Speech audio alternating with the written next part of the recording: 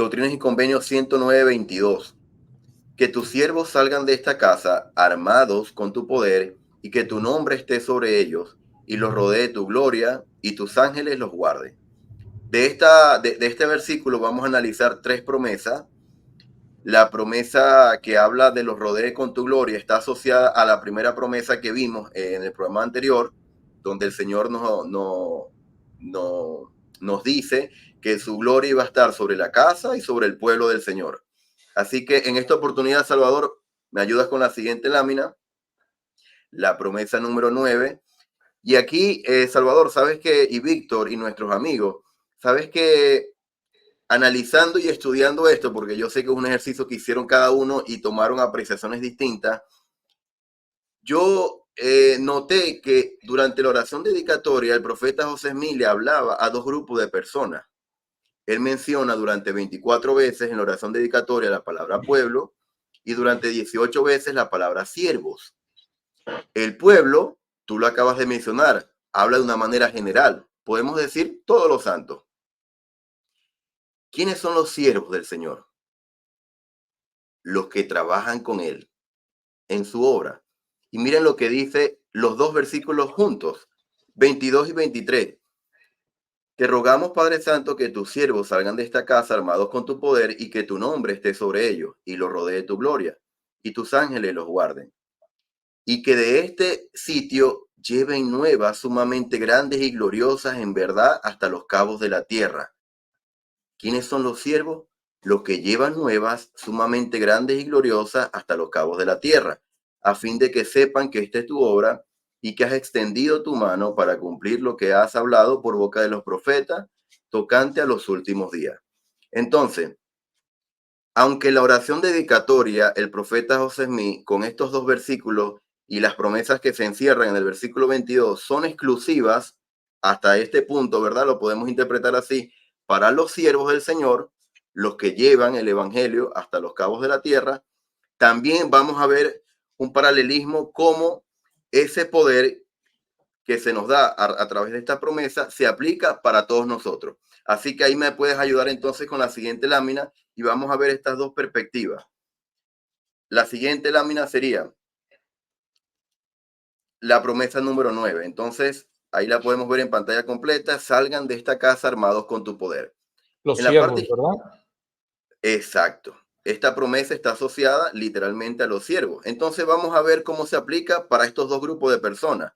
En la parte izquierda de sus pantallas se les habla a los siervos, los que llevan nuevas grandes y gloriosas. Y para esto el Elder Weiner ha mencionado que los misioneros a los que se ha llamado pueden armarse con poder mediante los convenios y las ordenanzas del Santo Templo, asistir al templo y empaparse en el espíritu del templo antecede al servicio eficaz como misionero de tiempo completo. Debajo de esta cita hay una escritura en Mosía, en donde Mosía, de manera humilde y preocupado a la vez, le pregunta al Señor si debían ir sus hijos entre los lamanitas para predicar la palabra. Es decir, un padre o una madre se pudiese colocar en los zapatos de Mosía y preguntarle al Señor, Señor, ¿sería bueno que mi hijo o mi hija fuera a la misión? Y el Señor dijo a Mosía, o a usted en este caso, déjalos ir, porque muchos creerán en sus palabras y tendrán vida eterna, y yo libraré a tus hijos de las manos de los lamanitas. Entonces, esta cita del Elder Weiner y esta escritura, junto con esta promesa de salgan de esta casa armados con tu poder, pueden ser aplicadas a los siervos. Del lado derecho de sus pantallas, hablamos entonces de manera general, el pueblo del Señor o todos los santos de su iglesia. El presidente Nelson ha dicho, la recompensa por guardar los convenios con Dios es poder celestial, un poder que nos fortalece para soportar mejor nuestras pruebas, tentaciones y pesares. Ese poder nos facilita el camino. Debajo de esta cita hay una escritura en Mosía 24 que habla del pueblo de Alma. Dice, las cargas que se imponían sobre Alma y sus hermanos fueron aliviadas. Sí, el Señor lo fortaleció, la misma fortaleza que menciona el presidente Nelson, de modo que pudieron soportar sus cargas con facilidad y se sometieron alegre y pacientemente a toda la voluntad del Señor. Así que con esta cita o este paralelismo podemos ver que salgan de esta casa armados con tu poder se aplica tanto para los siervos del Señor, los que salen a ministrar, predicar el evangelio, misioneros de servicio, misioneros de tiempo completo. Me vino a la mente, Salvador, Narciso Sandoval, el hermano Panoaya y sus descendientes. Estos hombres justos que estaban en la calle predicando el evangelio, para ellos se aplica, pero también para nosotros. Un poder, como dice el presidente Nelson, que nos fortalece. También viene a mi mente, Carlos, todas esas madres abnegadas que le enseñan el evangelio a sus hijos con poder y autoridad. Todos esos padres y abuelos que en sus grandes sacrificios se esfuerzan por no solo por hablar y predicar, sino también por dar el buen ejemplo entre sus descendientes. Víctor, ¿qué ideas adicionales tienes? Bueno, sin duda, concuerdo totalmente en cómo Carlos lo ha explicado. Sin duda, aun cuando parece que es una promesa exclusiva o relacionada directamente con los que predican el evangelio, porque así lo dice Doctrina y Convenios, donde lo hemos visto, para que salgan armados con poder para los que escuchen sus palabras, ¿no? Está directamente asociada con misioneros o con la predicación del evangelio. Me parece que también tiene una generalidad para todo, ¿no? Y lo hemos visto tal como Carlos presentó esas citas. Especialmente me encantan las citas del presidente Nelson respecto a las bendiciones del templo, las cuales ha pronunciado en los últimos 5 años, en donde habla de poder. Constantemente o en varias ocasiones ha estado hablando de poder. Y él incluso lo menciona como un poder adicional. Es decir, no basta con que ya sepamos que como miembros de la iglesia tenemos el don del Espíritu Santo y por lo tanto tenemos ese poder, o que tenemos la expiación de Jesucristo y por lo tanto tenemos el poder habilitador de esa expiación. No conforme con eso, las promesas para los que asisten de manera frecuente al templo son un poder adicional. Y recuerdo nuevamente las palabras que vimos en la primera lámina, Carlos, para afrontar los desafíos de esta vida. Por eso necesitamos ese poder adicional. Y está muy relacionado también ese poder adicional, y lo acabo de decir hace un momento, pero está muy relacionado, hago énfasis, con la inspiración que nos puede dar el Espíritu Santo. Es decir, en otras palabras, nos da una mayor capacidad de poder escuchar la influencia del Espíritu Santo. Y lo dijo el presidente Nelson, ¿no? En los días futuros no podré sobrevivir espiritualmente sin la influencia guiadora, consoladora, orientadora y constante del Espíritu Santo. Entonces, realmente requerimos ese poder adicional. Esta promesa nos viene como anillo al dedo porque realmente requerimos un poder adicional, el cual solamente podemos encontrar en el templo. Oye, hablando de ese poder adicional, Carlos ya había abierto su micrófono por si se te olvidaba una de esas 4 calificativos del presidente Nelson, de orientadora, guiadora, consoladora. No las dije en el orden correcto, pero pude recordarlas. No, pero ahí estaba ese poder adicional de Carlos, ¿eh? Sí, ahí estoy para fortalecerte ahí, Víctor. Para darte el codazo ahí debajo de la costilla. Fíjate, Carlos, me encantó esta cita y la voy a volver a poner, del elder David Abednar. Dice: asistir al templo y empaparse en el espíritu del templo antecede al servicio eficaz como misionero de tiempo completo. Años atrás, los misioneros de proselitismo, cuando no teníamos un templo accesible, iban sin haber sido investidos. Recientemente, platicando con un amigo de esa época, ¿sí, Carlos? ¿Tú fuiste así? ¿De verdad? Estábamos pensando de hace 40, 50 años, Carlos. Sí. Yo salí de Venezuela, tenía problemas con el pasaporte, el CCM para nosotros quedaba en Bogotá, Colombia. Una vez que viajé, o sea, fui apartado, presidente destaca, agarré mi maleta, mi viaje, pero yo no fui investido en Venezuela. Yo fui investido una vez que estaba en el CCM. Creo que fuimos... Claro.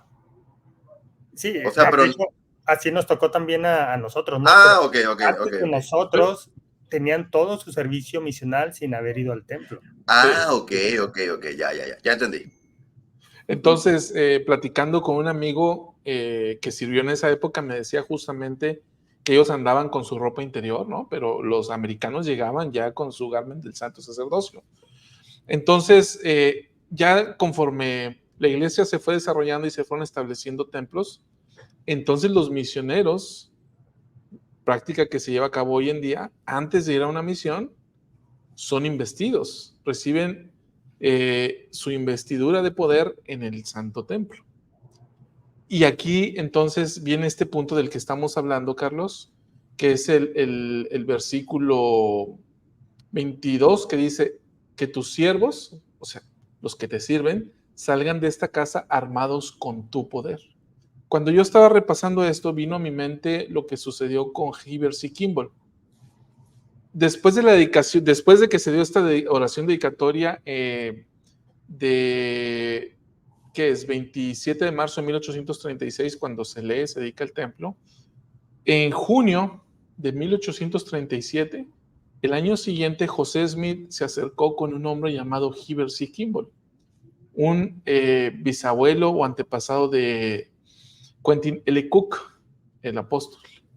Entonces se acerca y dice Heber que le susurró al oído, y lo leo del capítulo 24 del libro de Santos. Hermano Heber, el Espíritu me ha susurrado, y aquí entre comillas dice, que mi siervo Heber vaya a Inglaterra y proclame el Evangelio y abra la puerta de la salvación para esa nación. ¿Cuándo sucedió esto? En la historia de la iglesia justamente sucede después de que los santos ya habían dedicado este templo y habían empezado a ser lavados y ser ungidos. Hasta este punto se recibía o habían sido restauradas las ordenanzas. Todavía no existía o todavía no se había restaurado la ordenanza completa de la investidura. Entonces, Heber, quien ya había sido lavado y ungido, es comisionado para ir y abrir la puerta. Y él dice, y escribió por ahí en sus diarios, dice, yo sentía que no podía. Iba a ir a una nación donde había muchísima gente instruida. Estamos hablando de 1800 y además estamos hablando de la isla británica donde hay grandes pensadores, escritores. Entonces, ¿cómo voy a ir yo? Decía, que mande a Brigham. Le dijo a José, no, manda a Brigham. Y le dice José, yo necesito a Brigham aquí. Entonces se humilló y recibe entonces, Víctor, lo que tú decías, ¿no? Tras la revelación del profeta, él confirma de parte de la voz del Señor que él debía salir. Y quiero mostrar lo siguiente, que es parte de unas láminas que yo ocasionalmente compartía en mi curso de Santos. Lo extrañas, ¿verdad? El curso de Santos, lo estás extrañando. Lo estoy extrañando, sí. Mira, aquí está. ¿Qué es lo que se le extiende el llamamiento el 4 de junio de 1837? Les había comentado ahorita, ¿no? ¿Sí se está viendo? Sí. ¿Sí? Ok. Él, tras esta serie de acontecimientos, finalmente llega a Liverpool en julio de 1837, el 20 de julio. Y vean, esto es lo que yo quería mostrar. El arribo de los santos europeos o británicos a Nauvoo fue fundamental para el establecimiento y desarrollo de la iglesia en ese lugar, pero sobre todo en el Valle del Lago Salado. Y vean la cantidad de emigrantes británicos que llegaron a Nauvoo, según los registros con los que se contaba en la época. En 1840, es decir, 3 años después de que Heber fue y abrió la misión, llegaron 240. Al año siguiente, 1135, en el 42, 769, en el 44, que es cuando fallece José Smith, 623 personas, un año después 302, en 1846 solo se contabilizan 50, pero ya para ese año, a inicios de ese año, ya los santos empezaron a emigrar hacia la Gran Cuenca. En total, 4,733. 4,733. ¿Fue o no fue investido con poder? Sí, primero porque el Señor lo habilitó, Porque él iba a predicar a personas que realmente conocían la Biblia, que eran predicadores. Salvador, antes de que continúe, ¿puedes colocar, tienes la lámina donde están los datos? Porque no la colocaste, creo que no la colocaste en pantallas grandes. Solo veíamos las fechas de cuando fue llamado y demás. Ah, ¿no se movió? No. No. Ok, es que acá sí la tengo. Ahí sí. Ahora sí. Ahí sí. Ahí sí se ve. Perfecto. Ok, ahí está. Solo que no logro ponerla en pantalla. En mi computadora sí la tengo en pantalla completa, Víctor, pero no la veo proyectada como tal. ¿Por qué? No tengo idea. No. Cambia la computadora.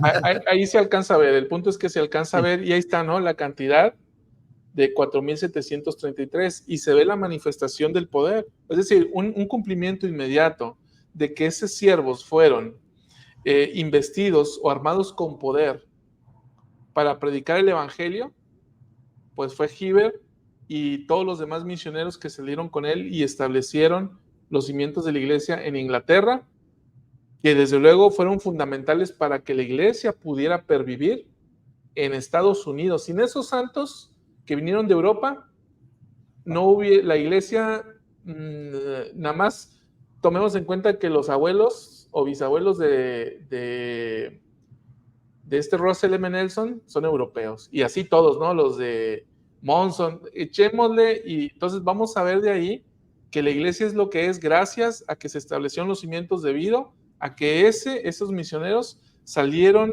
investidos con poder de lo alto del templo de Kirtland. Es cuanto tenemos. Estos números de migrantes que vemos allí están muy asociados obviamente a los conversos, ¿verdad? Bueno, arriba lo dice, ¿no? Y concuerda más o menos el número, 5,600 contra 4,700. Es decir, una gran parte de los conversos se iban. Aquí, bueno, lo que vemos es que ya para 1846 ya estaba un poco tronqui, ¿no? Everse Kimball, si es que él estaba allí todavía. Lo que yo decía ahorita es que hacia 1846 ya es cuando los santos empiezan a dejar Nabú. Entonces, pues ya a lo mejor si seguimos contando los que llegaban a Utah, el número va a cambiar. Claro. Sí. Muy bien. Hasta aquí mi participación, amigos. ¿Quieren agregar algo más? De mi parte, nada. No sé, Víctor. Nada más. Bueno, pues ahora que mencionabas, perdón, Salvador, sí me vino algo a la mente y es algo que olvidé decir en el modelo, pero viene un poquito a cuenta. Si recordamos, la dedicación del templo de Kirtland o la oración dedicatoria fue, me corrigen si estoy mal, pero creo que fue el 27 de marzo de 1836. Y luego en la sección 110 es el 3 de abril del mismo año, es decir, solo una semana después, fue de domingo a domingo. Sí. ¿Y qué pasó en esa segunda ocasión? Pues que el Señor aparece y entonces es cuando acepta su casa. Por cierto, ¿en dónde se apareció el Señor? Ya en su casa, ¿no? En el templo de Kirtland, es decir... Ya dedicado. Ya dedicado. Entonces pasó esa semana para que el Señor aceptara o validara esas promesas de la oración. Y digo esto porque y relativamente fue rápido, ¿no? Fue de una semana a otra. A veces en nuestra vida va a pasar más tiempo, pero no es porque el Señor esté dilatando ese cumplimiento de promesas o ese check de que hiciste todo bien, estás listo para las promesas que te hice, sino que más bien depende de nosotros. Si no estamos en el lugar adecuado, en este caso ellos estaban listos ese domingo con un servicio dominical y entonces reciben la visita del Señor y esa aprobación. Quizás si nosotros no estamos en el lugar adecuado, quizás si no estamos asistiendo con frecuencia al templo, que es la casa del Señor, y que seguramente Él nos va a dar ese check y va a decir, ¿estás listo para que se cumplan estas promesas? Seguramente va a ser en la casa del Señor, en la mayoría de las ocasiones. Entonces solo es algo que vino a mi mente. Por aquí dice el hermano Huáscar Constantino que él salió a la misión sin ser investido 2 meses, ya andaba predicando, ¿no? Entonces fue a Guatemala por 3 días, recibió su investidura y entonces habría regresado a predicar, ¿no? Y así antes. Sí, así era antes. Y yo recuerdo mucho la experiencia de mi director de instituto, que a su vez era mi presidente de misión, cuando yo era prácticamente un recién converso, y nos estaba dando el curso de preparación misional. Y recuerdo muy claramente que él nos dijo, lo más importante que van a hacer ustedes estos 2 años es entrar al templo y hacer convenios. Eso es lo más importante. Y entonces él nos ponía el ejemplo y él decía, cuando yo fui a la misión, que había ido unos 25 o 30 años atrás, estoy hablando por ahí de 1970, él nos contaba esa parte, ¿no? Dice, nosotros los mexicanos veíamos a esos misioneros americanos como misioneros poderosos, y utilizó esas palabras. Eran unos misioneros poderosos, porque ellos sí estaban investidos a diferencia de nosotros. Entonces, el misionero mexicano se sentía pequeño al lado del misionero que sí había sido investido y que lucía poderoso, ¿no? Entonces, realmente hay un significado en eso, ¿no? No solamente es porque trajera sus garments, sino que hay un significado más profundo en ese poder que se recibe del templo.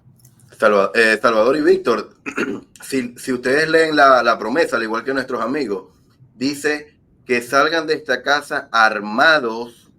¿Armados de qué? Con tu poder. Es decir, la misión o el predicar el evangelio es una batalla espiritual. El siervo del Señor que va a predicar el evangelio va a una batalla espiritual. Por ende, debe ir armado. ¿Armado con qué? Con todas las ordenanzas y los convenios que se reciben en el templo. Pero la palabra armados nos lleva entonces a la armadura de Dios, ¿verdad? El yelmo, la espada, el escudo, etcétera, etcétera, etcétera. Pero sí es interesante cómo se menciona y lo asocié con la experiencia que tú estabas comentando, Víctor. Ahora, Víctor, ¿el presidente es presidente Ramos? No, me refería al que era mi presidente de estaca y director de instituto en la clase de preparación misional. Ah, era presidente Estaca. Sí, y después fue presidente de misión, de hecho, el presidente Galindo. Ok, el presidente Galindo, ¿es familiar de Fernando? Sí, es su tío. Ah, mira, qué pequeña es la iglesia. Sí. Bueno, el presidente Galindo lo que dijo parte de la base de una práctica de la época, que únicamente aquellos que salían a la misión iban al templo. Pero hoy en día ya no. O sea, lo que las autoridades generales nos están invitando a hacer y los profetas es que todo aquel a partir de los 18 años que tenga la madurez espiritual, adelante, ¿no? Es decir, si por alguna razón tú no estás pensando en salir a la misión, ok, está bien, pero invístete, ¿sí? Ve y toma tu investidura. Si tú, hermana de 19 años o 20, no tienes novio y no tienes un anillo de compromiso, está bien. Tampoco estás pensando en ir a la misión, está bien. Lo del matrimonio va a llegar, lo de la misión quizás, no lo sé. Toma tu investidura, ve y haz convenios adicionales con el Señor.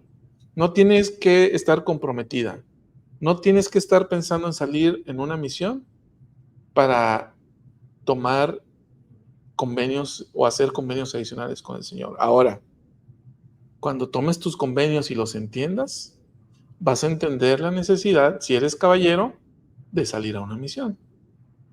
Así que, pues ahí está, ¿no, Víctor? Ahora las cosas sí son diferentes.